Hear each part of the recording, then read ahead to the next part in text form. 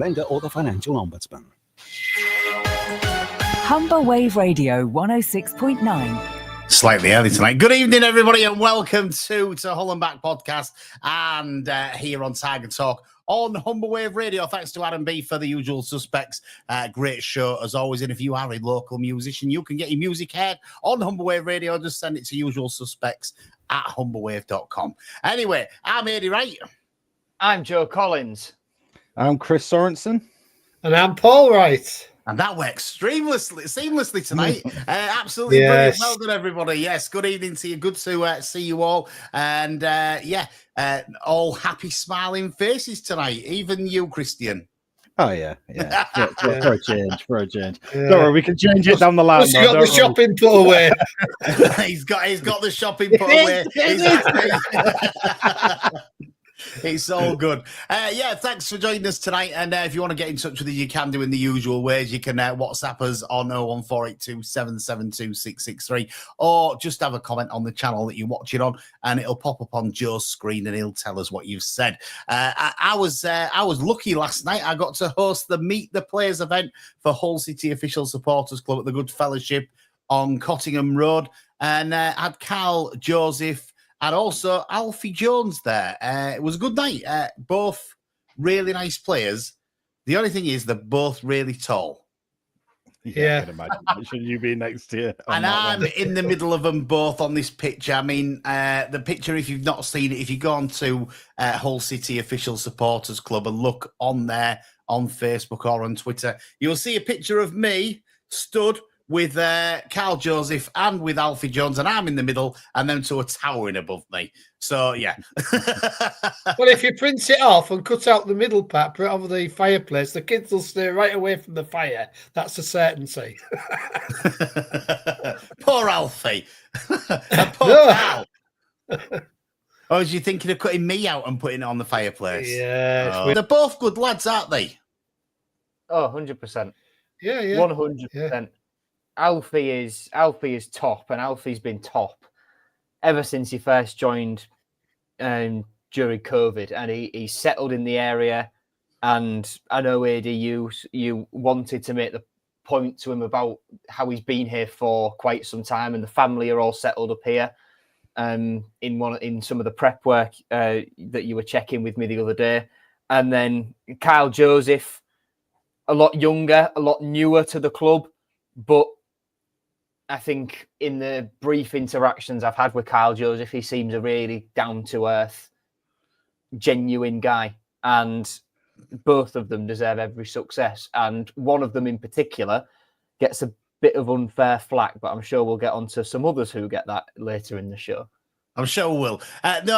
Listen, you're right in everything that you say. I mean, Carl Joseph's only 23, but he was talking like an old man on this on the meeting last night because he's got a family, he's got a young baby, and he's got a missus, and he was saying about the sleepless nights and sometimes struggling. And Alfie had sort of said that Liam Rossini had pulled him aside at one point and said, "Alfie, you're lacking in training. You need to up your game a bit, mate. Are you getting sleepless nights with this new baby?" And he said, "Well, yeah, I am." "Well, can you not sort it out?" Is what he was saying to sort of thing. And so Alfie's having to try and sort out his missus is letting him sleep in the spare bedroom before match days and stuff like that, just so he can get some sleep. But I said, when you're talking to players, you don't really think of them as human beings, do you? You think of them as footballers. And they've got a life the same as what we've got. And they've got all these things that are going on in the background that we don't see. And we don't realise that, if something goes wrong on a Saturday, they might have had a bad week and there might have been something gone wrong for them. And we just don't realise it. And I think sometimes as fans, you maybe need to look more at the human element, don't you, before you start judging things like that. What do you think, Paul? Yeah, I agree with you, to be quite honest. I mean, obviously, you're right. You don't really think of them as normal people.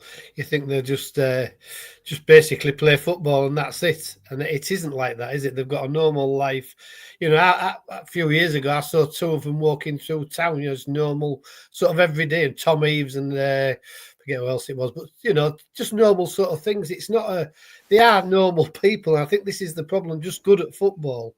And, obviously, you've got to give them that sort of bit of space realistically in the life. And you can't always be top of your tree, can you? I was going to say, to be fair, Alfie Jones has got to be one of our best signings ever, I would say. The amount of games he plays, very rarely injured. And, he's usually a 6, 7 out of 10, sometimes a bit higher, quite a steady player. And, he's been asked to play left sort of side of the central defence at the moment. And he's still doing his best. I think he's been a good signing as Alfie Jones over the years. I mean, probably people will be saying he's a League One player, like they seem to play a lot of our players are League One. But, I don't think they are. I think most of them just have bad games and bad days. And as you say, maybe a bad week at home and they come on a Saturday and things are still telling on them a little bit. And we don't see that side of it. We just see them on the pitch. They make a mistake and they're useless sort of thing. And it's not like that. I think Alfie Jones has been a really good acquisition for us. I think Carl Joseph probably will be. I think he's still finding his feet a little bit. It's a step up to the Championship.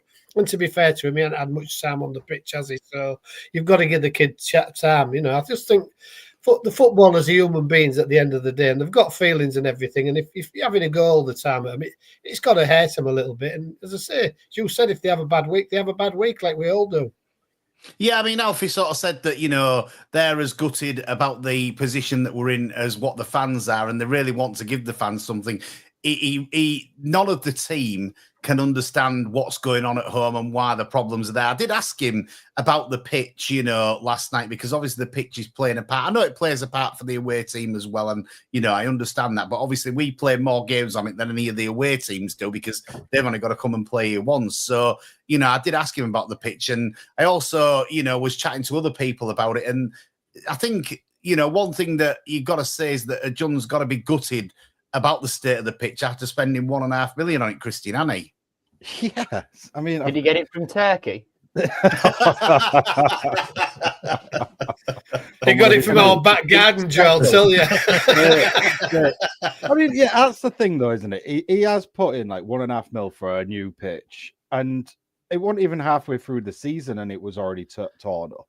Yeah, it's ridiculous. Yeah, I mean, I said to Alfie, I said it looks a bit better on Saturday, but he said it did look a bit better, but it was cutting up so easily again once it was played on.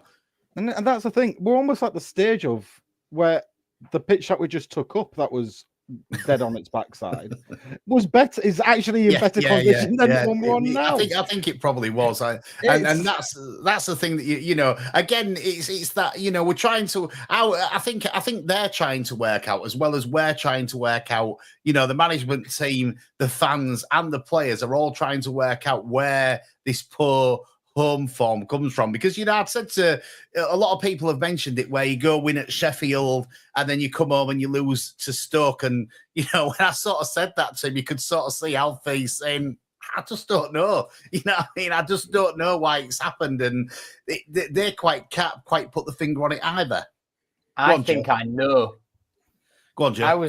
I think Adjan has invested in the pitch for the wrong sport, because I was talking to one of my mates who's a massive Hull FC fan, and he said a pitch that is heavy, that's worn, that cuts up, is perfect for rugby if you know how to play it. So Adjan, when he first came in, wanted to rebuild the relationship between Hull City and Hull FC. So he's just bought them their perfect pitch, and we're left with the consequences. Whether it was intended or not, we can debate, but it makes a good story, doesn't it?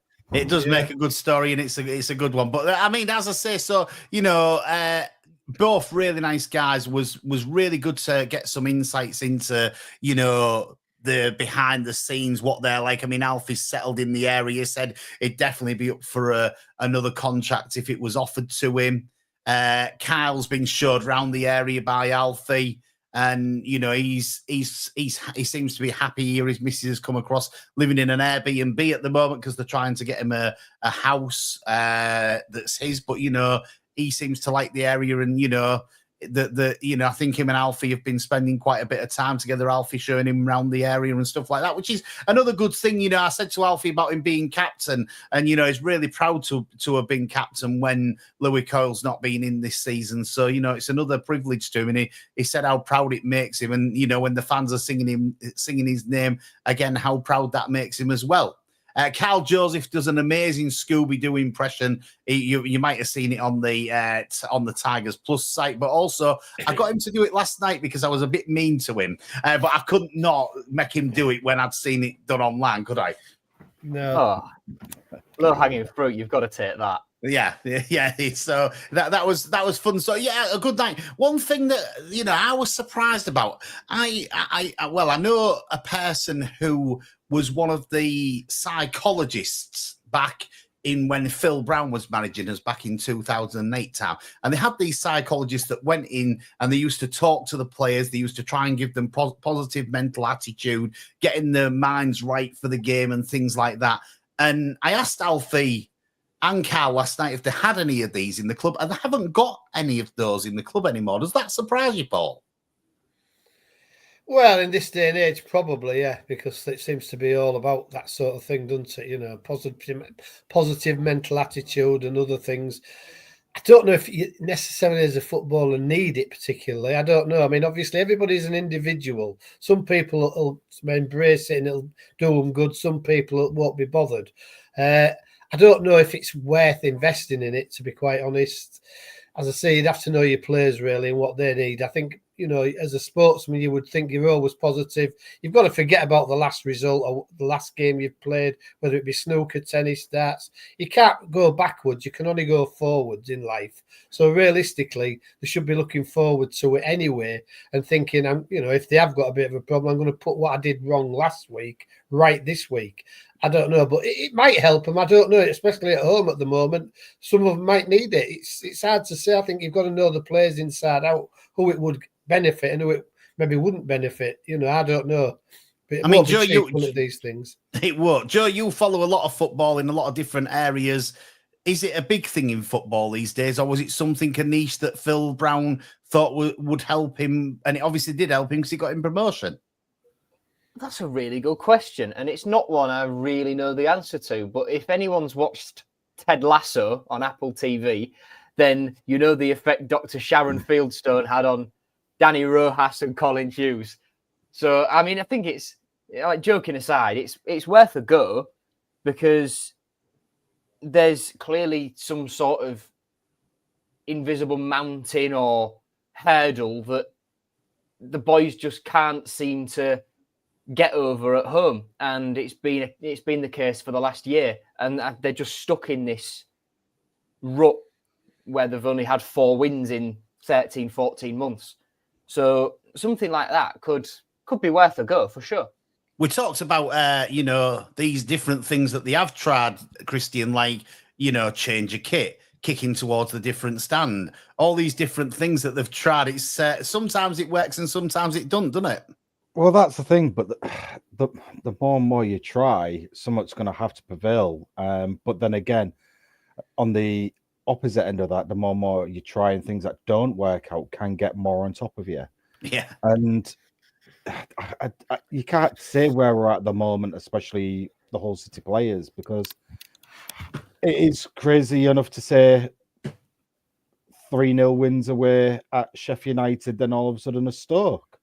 Before it just doesn't make sense to anyone to say we've got all these things that we're trying.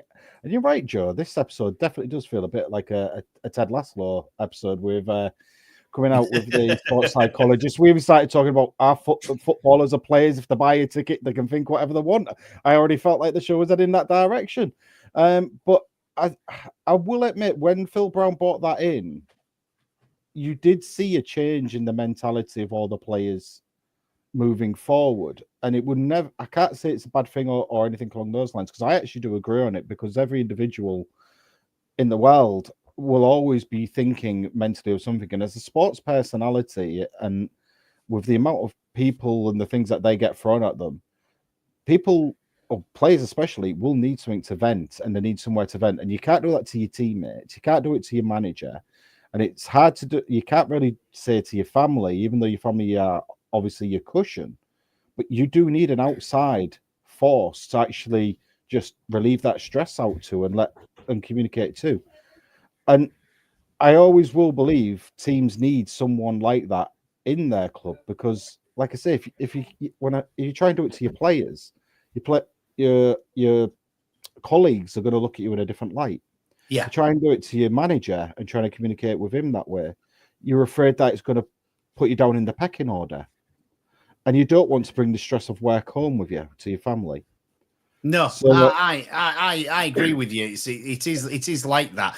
Alfie was talking last night about the extra 1%, and they're trying to get this extra 1% through training, through gym work, and all these different things. He talks about the caffeine chewing gum that they have at a certain time before they go out on the pitch. All these little things to try and give the extra 1%, and that for me, the psychology part of that would probably come in to getting maybe another 1%, and then 1% add up to winning games, don't they? Yeah, 100%. Yeah. You can't argue with that. You can't argue with that. So it's as I say, it's some things that come out in these. I like these ones where you do these ones.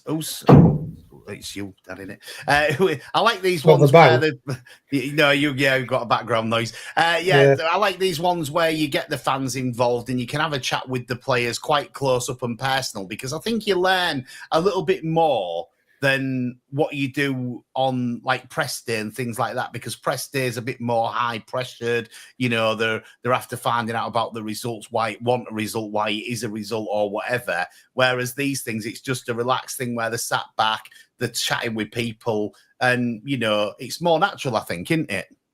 And on days when you've not got on days where it's not a press conference, you tend to get longer with these people as well. Whether it's for a feature interview that was done recently from a couple of different outlets, whether it's an event like we're talking about now that you did last night, AD, when they're not in the day or two pre-game mode where they're focused and all the questions are sort of related to the game specifically and the injury crisis and all stuff like that, what's going on.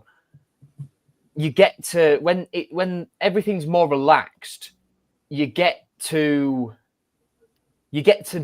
know them more as people, and that's what you can take. Like in the feature with Ruben Sayers, there was a lot about how he'd settled into the area, where his family were, has he found anywhere nice to eat, drink, spend his free time yet.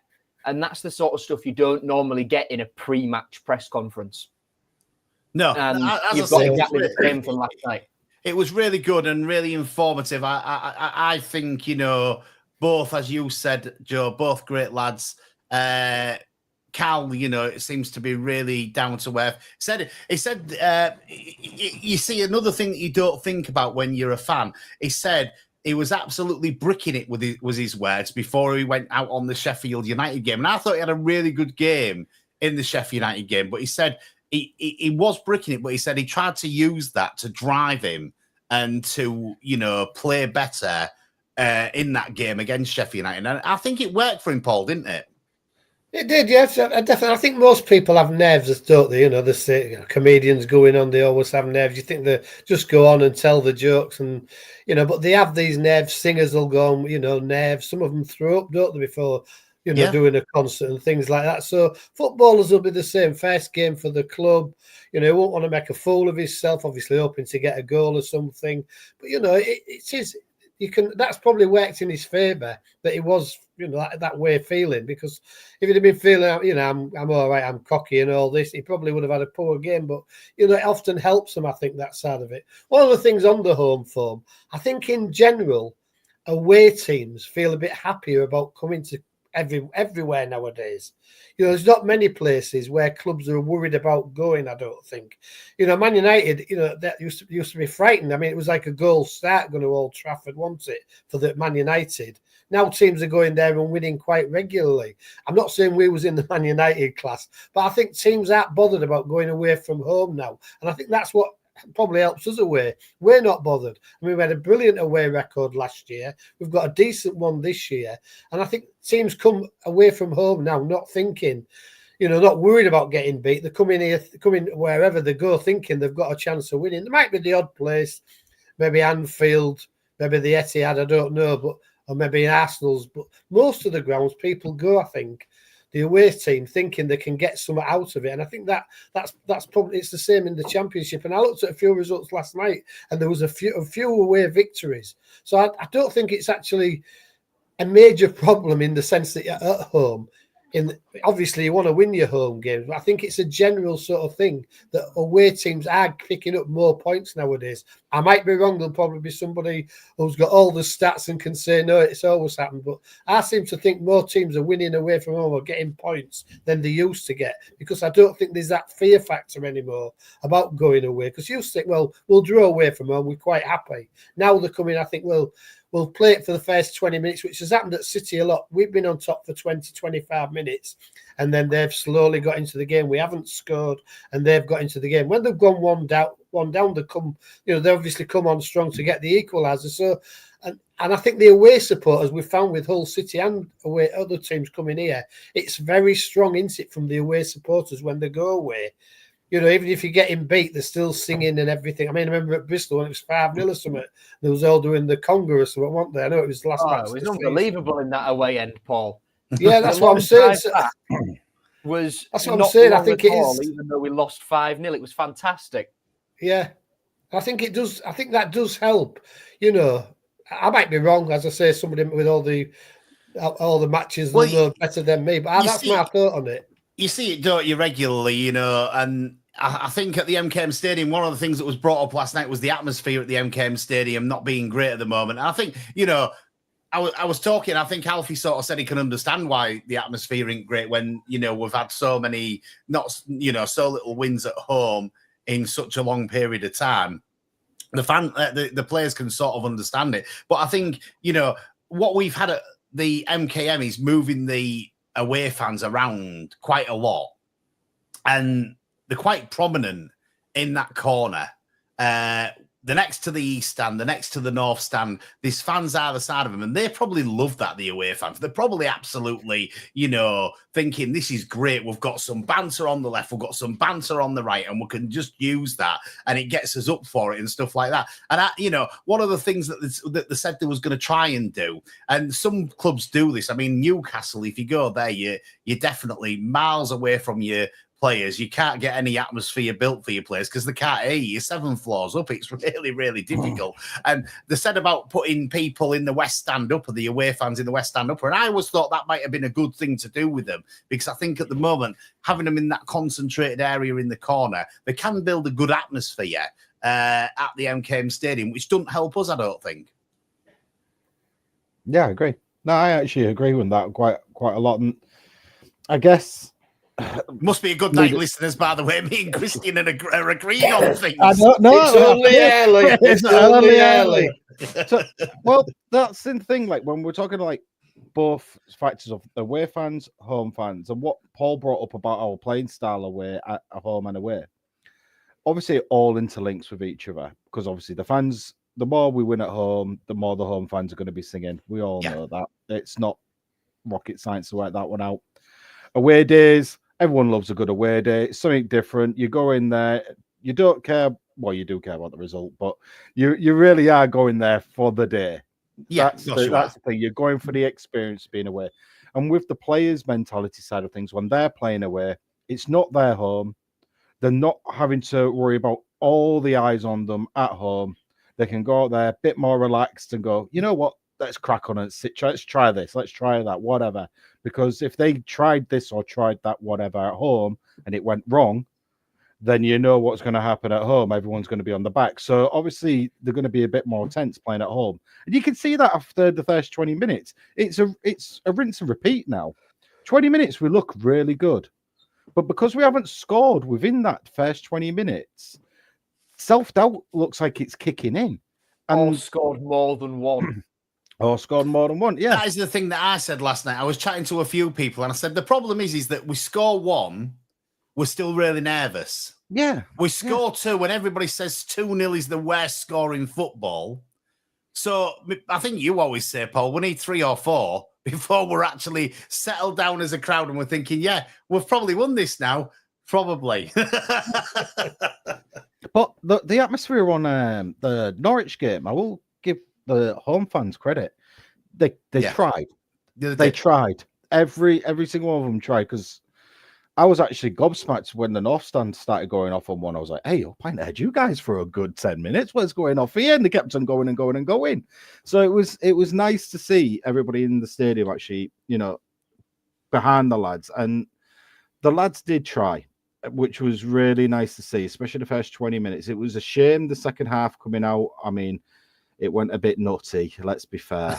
Well, we talked a little bit about Squirrel Gate last night. We really did talk about it. I was talking to Dan, the press officer, because he stands at the side of the pitch and he does the announcing of the players coming on and stuff like that. And I said, did it come past you, Dan? He said, no. He said it went under the advertising hoardings and we didn't see it again once it went, because I thought it had gone into the tunnel, but it hadn't. It had gone into the advertising hoardings. And, you're asking the players, I asked Alfie last night, did it sort of put you off a bit? And he said, well, sort of. He said, it's in the corner of your eye. And he said, I expected the referee to stop the game. And I sort of expected the referee to stop the game. They should do, because he waited to...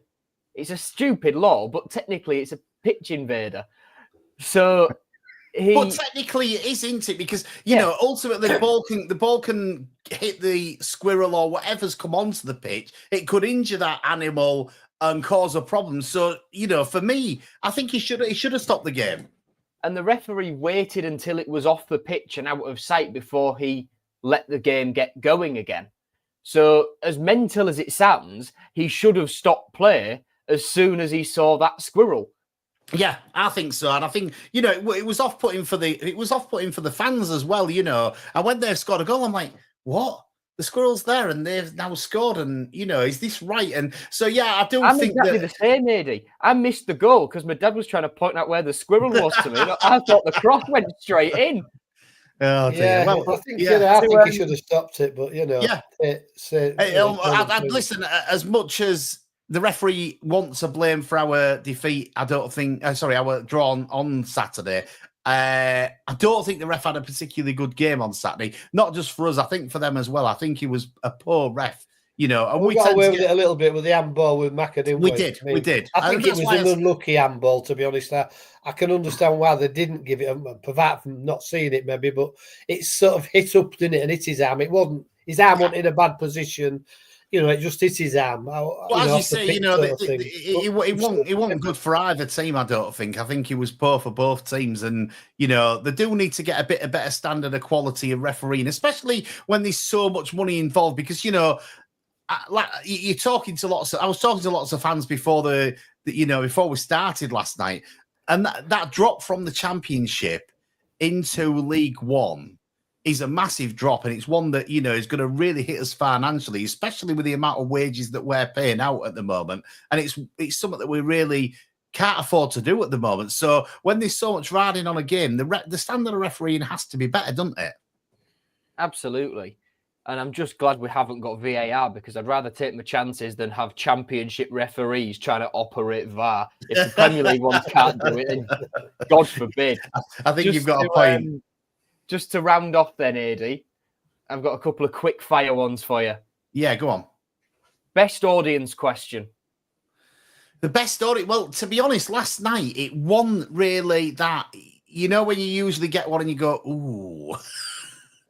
There wasn't really any of that last night. There was what's the best car that people have got? Who's the worst dressed? I think Crooksy got the worst dressed from what they was both saying. It didn't surprise me because I did see a picture of him on some media or other, and I thought, he's not the best dressed guy there. I can tell you that for nothing. So I think he got that. Who did they say had the best car? Alzate, I think they said, had the best car. He's got a nice Range Rover as Stephen Alzate. Yeah, it's a matte black one, they said. So I think they said he had the best car. But yeah, they want a real lot of like cringe or anything from the audience last night. It was quite tame, to be quite honest with you. There wasn't that many kids in. There was only a couple of kids that asked questions last night, and they're usually the ones that are the ones that you get the best questions off. But no, there wasn't any of that, I'm afraid. Well, that sort of knocks out my second question, but we'll go with it anyway. What's the quirkiest or most unusual answer that either Jones or Joseph gave to an audience question? Was there any quirky answers? No, I don't think so. It was basically, I think the questions that they got asked was, well, I probably asked the worst question of Carl, where I got him to do his Scooby-Doo impression. I don't know if it was too impressive. No, to be fair, it was good spot and he did it no problem. So that was probably the quirkiest answer that we got on the night, was that one, if I'm thinking of it. But somebody else would have probably asked him about Scooby-Doo if I didn't, because it was just sat there waiting to be asked, wasn't it? He'd lined himself totally up for that one. Yeah, he has. One thing I want to mention about Saturday, did you notice that Crooks was up front with Pedro a lot? Yeah. I can't understand it. It's sort of, because to me at the moment, Barry, I don't know if it's the step up to the Championship. They say he's not been 100% fit since coming here. But we tend to be having two in midfield then a lot of the time. And I don't think that helps. And I can't understand why we're pushing Crooks up with him. Not that I've got against Crooks. Obviously, he scores the goal. He's a big lad and he did put himself about quite a bit, I think, early on. But it just seems silly to take somebody out of the midfield, and push him further up front. I think it weakens our midfield a little bit. And I can't understand what the thought is behind it. I don't know what you lot think about it. It was almost a 4-4-2 in a way. We explained this on Sunday, didn't we, Christian? Yeah. My view of it is that he had to start Zhao over Kyle Joseph, Mason Burstow, Joe Gallagher through the middle, because Shane Duffy and Callum Doyle are both so big and so physical. And having Crooks up there as like a shadow to Zhao, let's say, as a more advanced midfielder, or even, like you say, Christian, sometimes as a 4-4-2, having someone that physical, that tall against Shane Duffy is it was smart, I think, and it was. The only thing I've got against that is Barry isn't playing that well, and he wasn't really helping Macca out at all. Geldart and Louis Coyle worked quite well together. Obviously, Barry at the moment is probably finding his feet, as I said earlier on. I think that'd have been better if they're going to do that, putting somebody who's going to put that sort of effort in, and maybe bringing Barry on later on. Because I think you've got a fair point, because if you've got João Pedro up there to bully their defenders, he's the bully. Then you need somebody quick off him to get them balls that he's bullying, don't you? Rather than another bully up there that's not as quick and stuff like that. So I think you've got a fair point there in what you're saying, Paul, to be honest. I just don't know. It just seems strange to me to weaken the midfield, because neither, Geldart does put a lot of effort in. You can't knock Geldart's effort. I think he was probably our man of the match on Saturday, if I'm honest. Possibly, yeah. And Barry, but he isn't doing it at the moment. I understand he's come up from League One.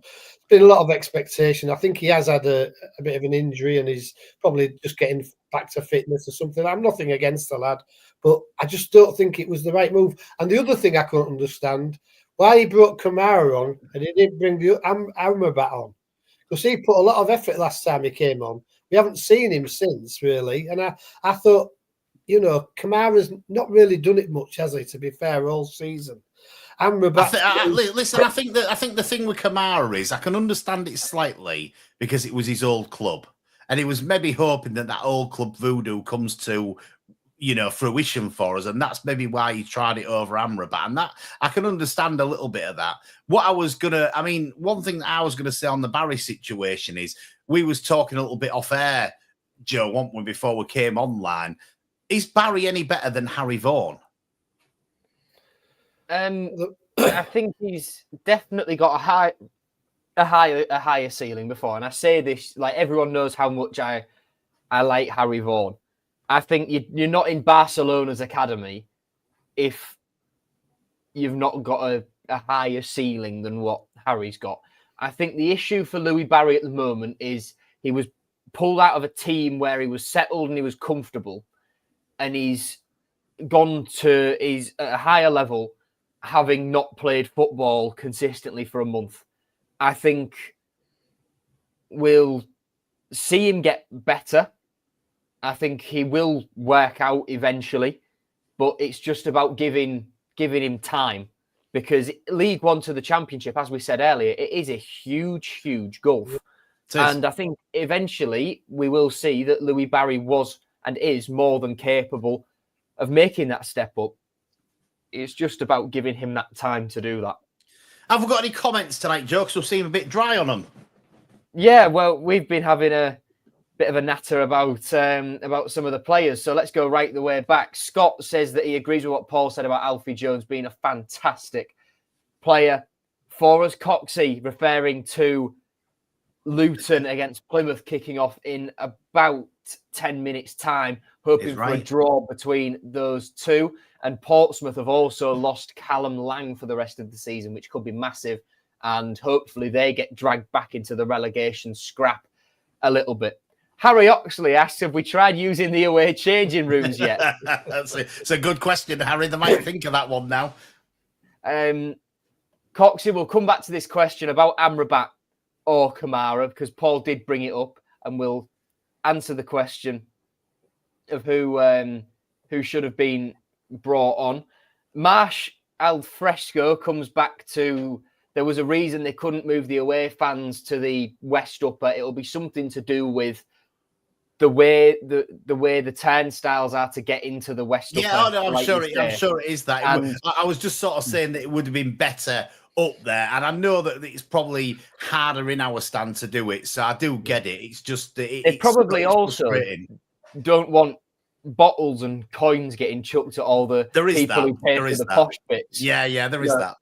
If Hadden sat there and all of a sudden he gets £2 coin on his head, he's going to look at it and go, one, what's that? I only operate in 50 quid notes. And two, where's that come from? Jan definitely wouldn't be happy sat with the prawn sandwich brigade getting something chucked at air either, I can tell you. Moving on, Harry says about the McLaughlin one, that was never a penalty. His arms were down by his side. Ashley says, can we not blame a squirrel for the draw, which I think is fair. I don't think that's what we were trying to do, but just to clarify. Another thing Harry brings up about, I noticed once Crooks was pushed so far up and was walking back, and the press, I don't think we mastered it on Saturday. And I think it was all right for 20 minutes or so, but it's the old 20-minute syndrome, isn't it? We're all right for 20 minutes, then everything seems to go awry a little bit. I don't know why, but it seems so. So that's all the comments gone. Thanks for your comments. The Kamara Amrabat situation. We haven't seen enough of Amrabat yet, have we, to put a judgment in? He's only had a couple of cameo little appearances. On his cameos, he's looked, quite decent. Good. It's obviously a fitness thing. How long can he do it for? But, to bring him off the bench for that last 20 minutes, then would I bring on Amrabat over Kamara? Yeah, I probably would, to be honest. I don't think for 20 minutes. I think 15 is the max you can get out of Nordin Amrabat. Because 15, of sheer age. 15, if he, that 15 minutes, I'm sure that you could get more than you do from Kamara. Because when I look at Kamara and I see, even coming on the other day, the effort that he's putting in, you're thinking to yourself, you're going to be on for 20 minutes. You're a super fit individual. You surely can do more than you are. You know what I mean? And that's my view. I might be wrong, but that's what I'm thinking. I think he has been a disappointment, Kamara. I think he has been a disappointment this season, to be quite honest. He's had probably maybe more than one good game, but not many good games this season.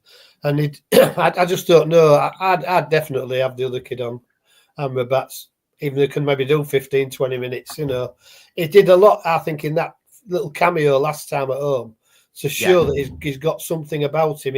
He tried to make things happen, which dear Nathaniel. Radio listeners, Nathaniel's just commented start cynic, and it's gone straight up, but just to highlight the lunacy. Paul, carry on. Well, I just think, he showed more in that 15, 20 minutes than Kamara's showed a lot of times, to be quite honest.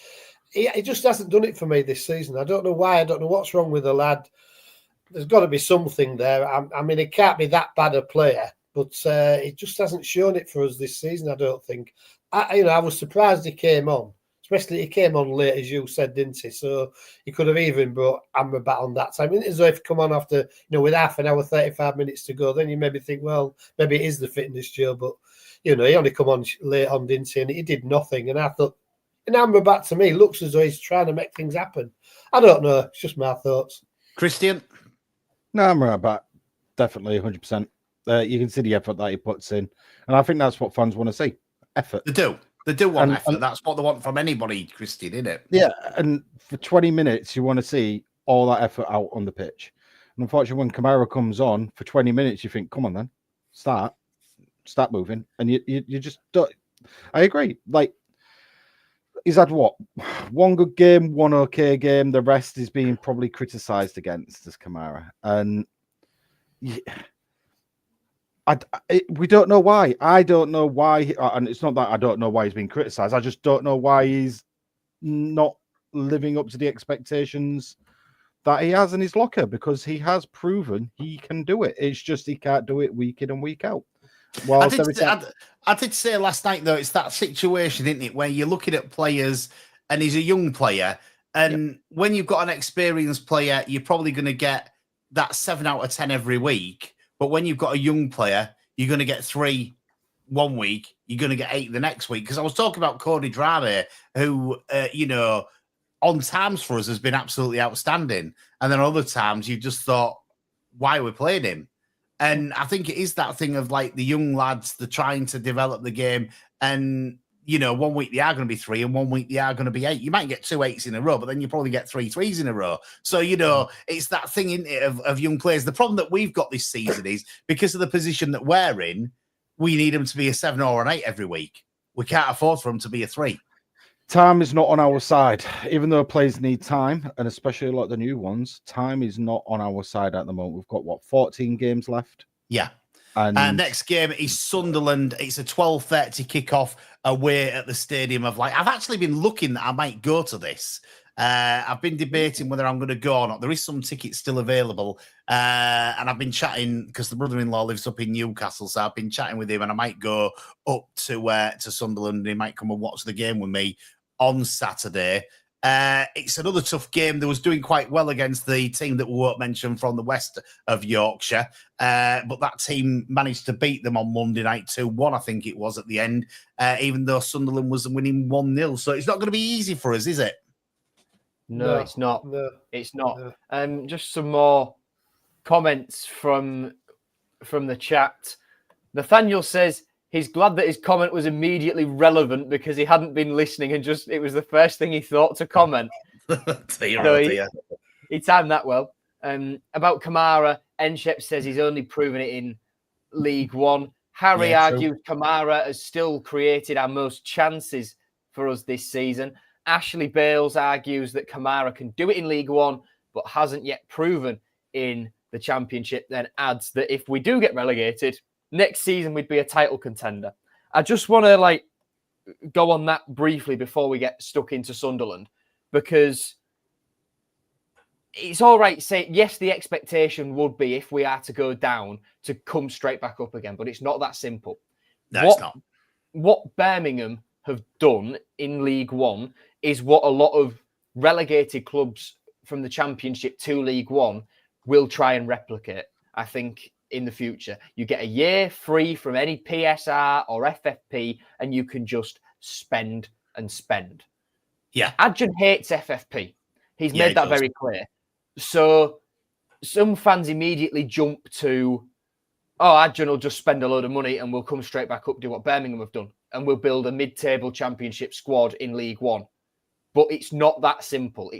It's an obvious conclusion to jump to, but the fact of the matter is the last set of accounts said we were losing £500,000 a week. And my question on that, Joe, would be this, and I might be being a bit controversial here. Will Adjan still want it in League One? I know he's got a lot of money that he's going to set to lose and stuff like that, but, ultimately, will he still want it in League One, and would he invest in League One? That'd be my question.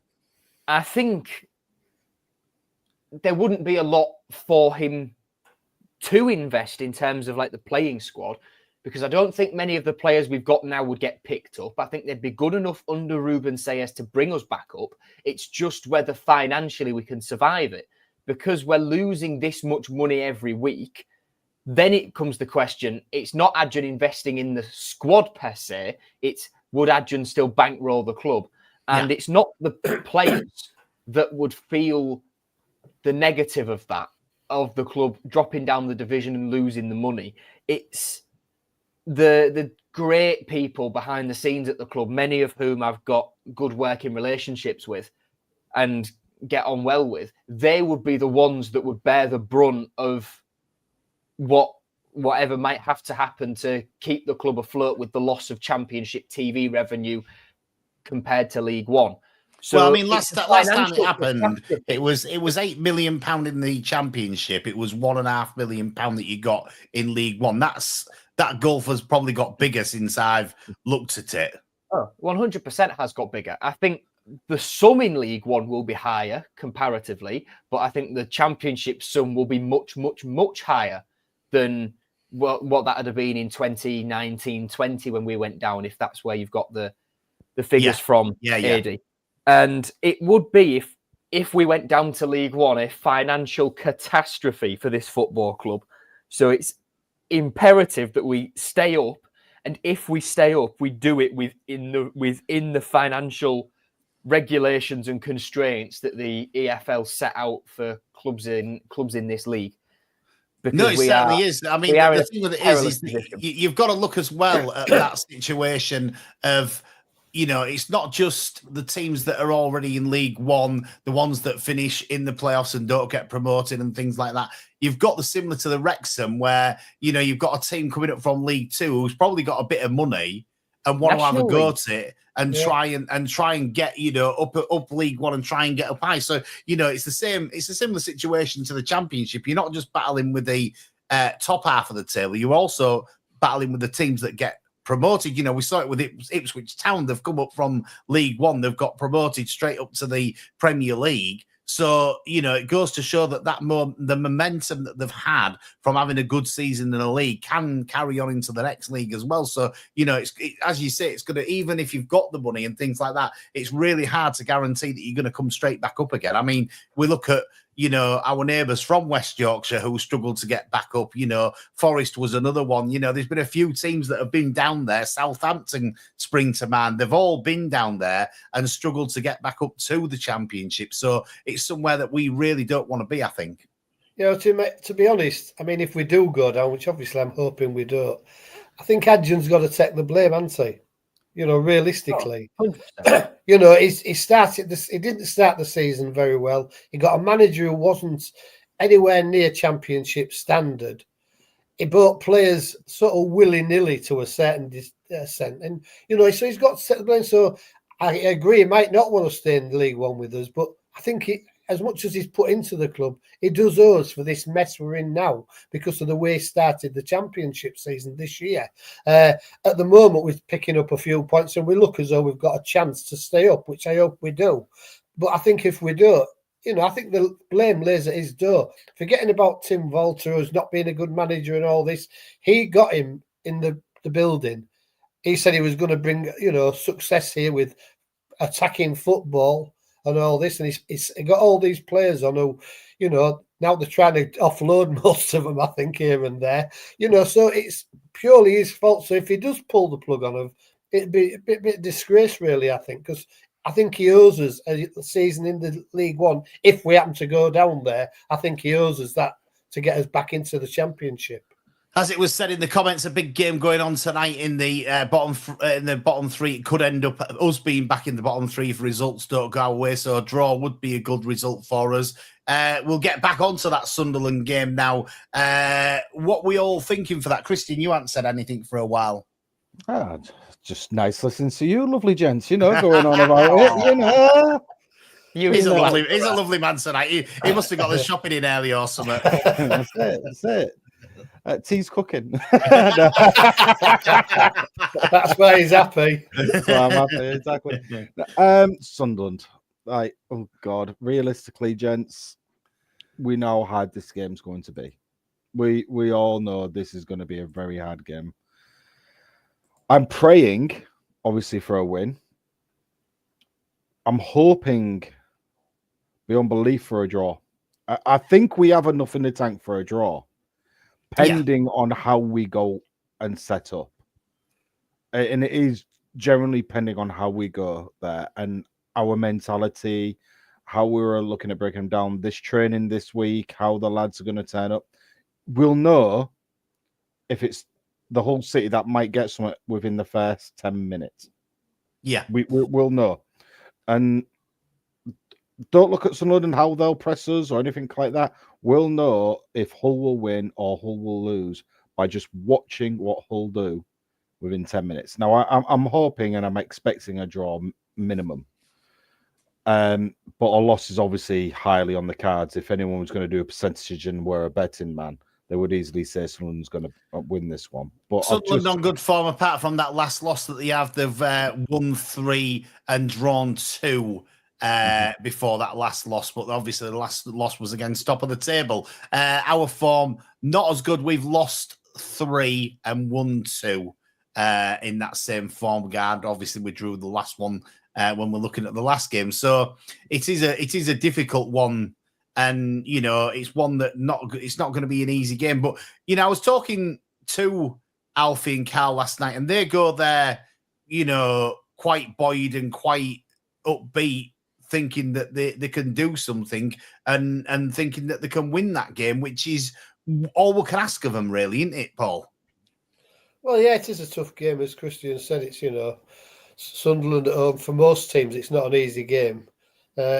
I thought we did reasonably well at home against them. They got a goal from our corner, didn't they? It was a bit of a silly goal to give away, but I don't think we played that badly that day particularly, because they have been a good team all season. It's just come on. They've been near the top most of the season. I don't know if when we played them they were at top of the league, to be quite honest. They was really doing well, and they've continued that. I think most people thought they'd fall away sometime this season. They don't seem to, done it. They've had 1 or 2 blips, but in general, they've been pretty consistent. I suppose they'll still think they've got a chance of going automatically up. They're only 3 points behind Burnley, who are in 3rd position. Sunderland currently on 62 points. Sheffield United are in 2nd. They're on 70 points. 8 points isn't an awful lot with 14 games to go. No, so they've never got each other to play. You don't know, do you? I mean, they might have Sheffield to play like, so. Yeah. They probably will still be, thinking that they could get there automatically. But they are, obviously they're a decent team. They're a young team, aren't they, as well? And I think we youngsters, if they're doing well, it breeds, more and more positivity. I think a bit when you get a bit older, if you take knocks a bit harder, don't you? But youngsters, they just carry on the same way. And then maybe all, as you said earlier, some gaming 3 out of 10 some weeks. They maybe not, or maybe they have had that the odd week, and that's just cost them a win here and there. But they have had a really good season, and it'll be a really difficult game for us. If we come away with the point, like Christian said, I think we'll all be over the moon. Well, we would be, Joe, won't we? Because, the next game after that is Cardiff. And, that's the one where you need to get something from it, really, is that Cardiff game. And, so 2 minutes left, by the way. Cool. Cardiff and Plymouth, one after the other, both on, it goes Tuesday, doesn't it, rather than Saturday and a Saturday. Got to get 6 points out of those 2 games, or as a minimum 4. For me, I agree with Enshep's comment. Alzate, Puerta, Matazo, midfield, please. And the referee, you'll be pleased to know, because we were having this debate on the Sunday show, is not Bobby Madley. It is Farai Hallam, who has never refereed Hull City before in his life. 5 championship games in his career, all this season. 6 League One games in his career, all this season. League Two, he's refereed 7 games this season. In total, 11 games in his career. First referee in a League Two game in 2022. So there you go. That's all of the updates there. I would not start with that midfield. I think that there's been a lot of crying out for Puerta, and I've got a minute left to talk about it, so I will do. I won't be wanting to pay that contract, so I wouldn't be playing again, especially with the thing that we might go down to League One. We can't afford to be paying that sort of money, and that's my view on it. Well, everybody's. I don't know. I think we've got enough. I think we've got enough in the tank, as Christian said, to get something out the game. But it's if we can start, we don't need to let a goal in after 3 or 4 minutes. That is a certainty. That is a definite. The crowd, we need to quieten the crowd down and get if we can, a little bit on top of the game. So hopefully something out of it, which would be a bonus. Anyway, been a good week. We'll be back next week, 7 o'clock here on Tiger Talk on Humber Wave Radio and on to Hull and Back podcast. I've been Aidy Wright. I've been Joe Collins. And I'm Chris Sorensen. And I'm Paul Wright. Please tune in next week. We look forward to seeing you then. Thanks very much and see you next week. See you guys.